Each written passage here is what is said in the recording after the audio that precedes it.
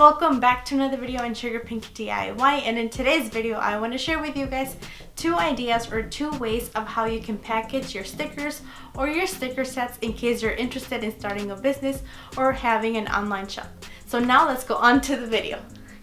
Alrighty guys, so the first thing I did was measure my bag, and basically the dimensions are 4x6. I also wrote down the dimensions on a sticky note so it'd be easier for me to make my design once I opened my illustrating app. This way I was going to be able to make my label or my design according to these dimensions. So moving on to the illustrating process, I went ahead and I made a rectangle using the dimensions that I mentioned earlier, so 4x6, and then I decreased the dimensions just by a little so this paper or this label could fit within the bag. So instead of using 4, I used 3.9 and 5 instead of 6 for the height. As for the actual design, you can basically use any color combination or any colors that you like or you might prefer. So for example, I'm using pink, white, and burgundy or grape. As for the actual decor, you can use basically anything that you can come up with. So for example, polka dots, lines, hearts, flowers. In this case, I decided to use 2 lines in burgundy or grape and then 1 white line in the middle.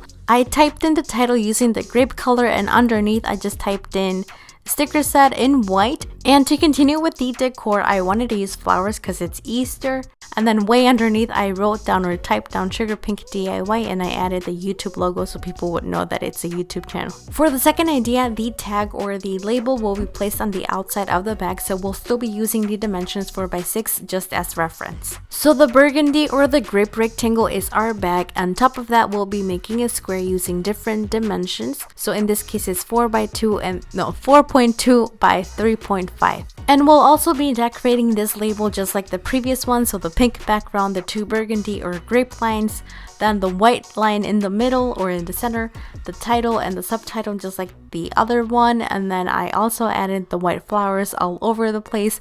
On the opposite side or on the other side, I wrote down I typed down SugarPinkDIY, and then I also added the YouTube logo so people would know it's a YouTube channel. And I rotated this because once we're done with the package and everything is complete, the YouTube logo and SugarPinkDIY, they won't look upside down.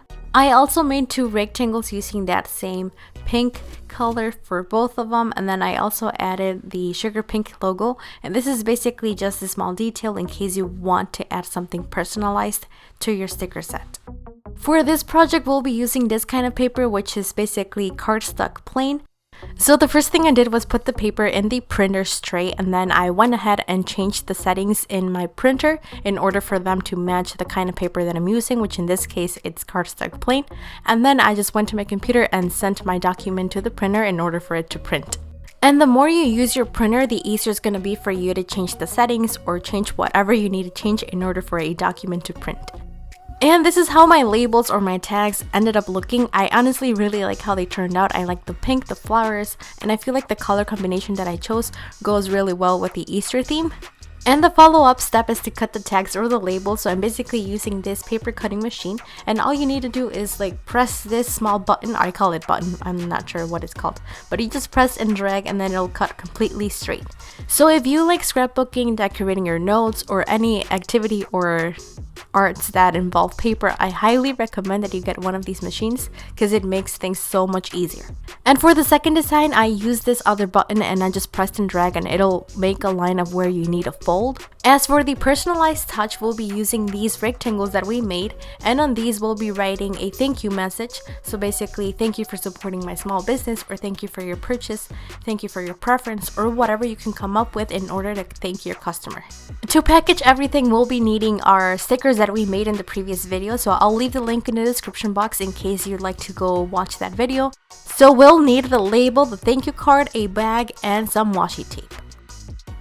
So start off by putting the label or the tag inside of the bag.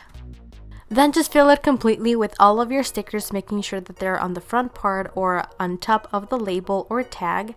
And then turn the bag around and then just put in the thank you message or the thank you card on the back side.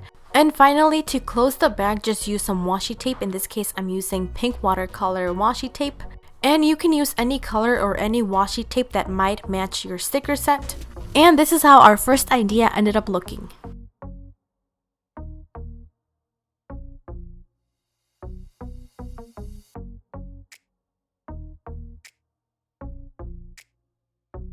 And for the second idea or second design, we'll be using our second tag, our thank you card, our stickers, a bag, and then a stapler as well.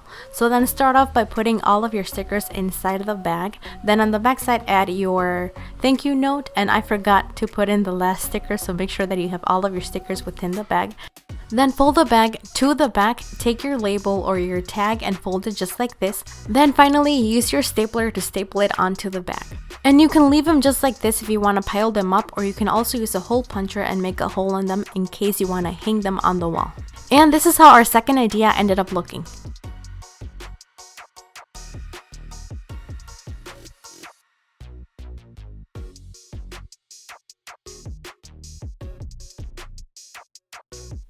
Alright guys, and this was it for today's video. Hope you liked it and I hope you enjoyed, as well as I hope that these ideas were helpful in case you're looking to start a business or looking to start maybe an online shop. As I told you guys in the previous video, I have my own Etsy shop, so I'll leave the link in the description box in case you're interested in looking at the products or looking at my online shop itself. And see you on the following video. Bye guys!